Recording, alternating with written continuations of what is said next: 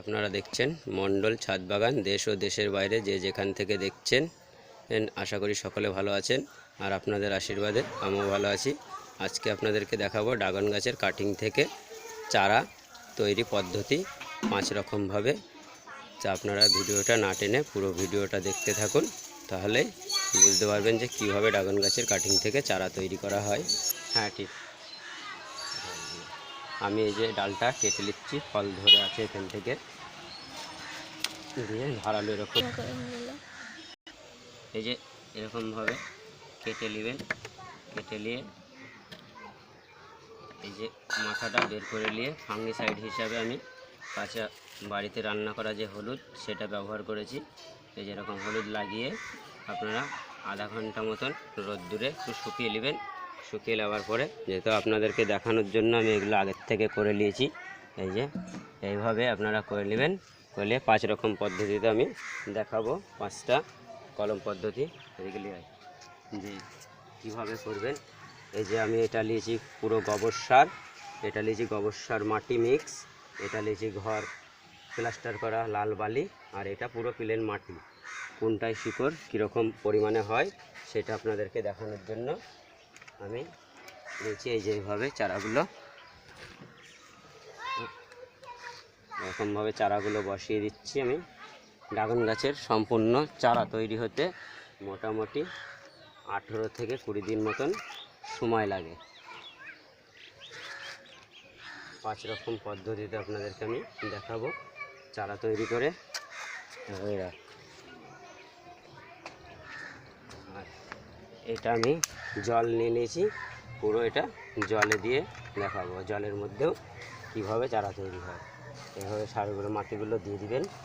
দিয়ে দেওয়ার পরে টাইট করে জল দিয়ে একটু ছেঁয়া জায়গায় রেখে দিবেন।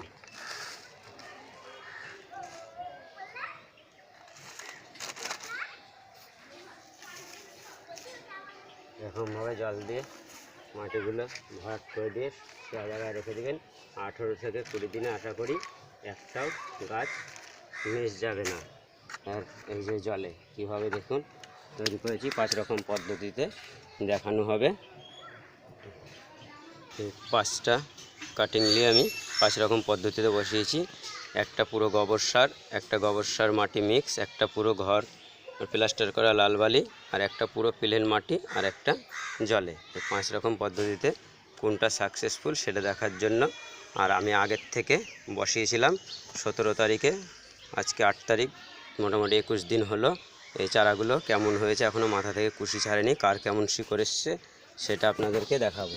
প্রথমে দেখাচ্ছি আপনাদেরকে জলের মধ্যে যেটা বসানো আছে, দেখুন তুলে এই যে কী সুন্দর পরিমাণে শিকড় হয়েছে জলের মধ্যে। খালি প্লেন জলেও আপনারা চারা করতে পারবেন। এগুলো আমি ভেঙে আপনাদেরকে দেখাচ্ছি, মাটি বের করে যে কোনটায় কেমন চারা এসছে আমি সেটা আপনাদেরকে বের করে দেখাচ্ছি। একটা বালতিতে করে জল দেয় একটা করে সম্পূর্ণ আমি বের করে নিচ্ছি আগে, যে আপনাদেরকে দেখাবো ভালোভাবে যে কোনটা কেমন হয়েছে। আমি একটা বালতিতে জল নিয়েছি, এবার ধুয়ে দেখাবো। এটা আমার বালিতে বসানো ছিল, কী পরিমাণে শিকড় এসছে সেটা আপনাদেরকে দেখানোর জন্য। দেখুন সব আমি এক এক করে, এটা হচ্ছে গোবর সার বসানো ছিল পুরো জৈবভাবে, এরও শিকড় এসছে ভালো পরিমাণে। এটা পুরো প্লেন মাটিতে দেওয়া ছিল, কী পরিমাণে শিকড় এসছে গাছগুলোয়। আর এটা পুরো প্লেন জলে, আপনারা দেখতে পাচ্ছেন কীভাবে শিকড়গুলো হয়েছে। আর এটা দেওয়া ছিল গোবর সার আর মাটিতে, এটা ফাঙ্গাস লেগে গিয়ে এটা পচে গেছে। তো যাই হোক, এটা আবার কেটে ফেলে দিয়ে তারপরে লাগালেই হয়ে যাবে। তো আপনারা দেখুন বন্ধুরা, আপনারা এইভাবে চারা তৈরি করতে পারেন। নতুন নতুন যারা ছাদ বাগানি করছেন, কাউকে চারা গিফট করব মনে করলে পারা এইভাবে চারা তৈরি করে গিফট করতে পারবেন। সবসময় তো কিনে গিফট করা সম্ভব না। তো এই ভিডিওটি ভালোভাবে দেখলে আশা করি আপনাদের উপকারে লাগবে একটু কিছু হলেও। আর ভিডিওটি দেখে যদি আপনাদের কোনো উপকার হয় তাহলে চ্যানেলটি সাবস্ক্রাইবার করে বেল আইকনটি বাজিয়ে দিবেন।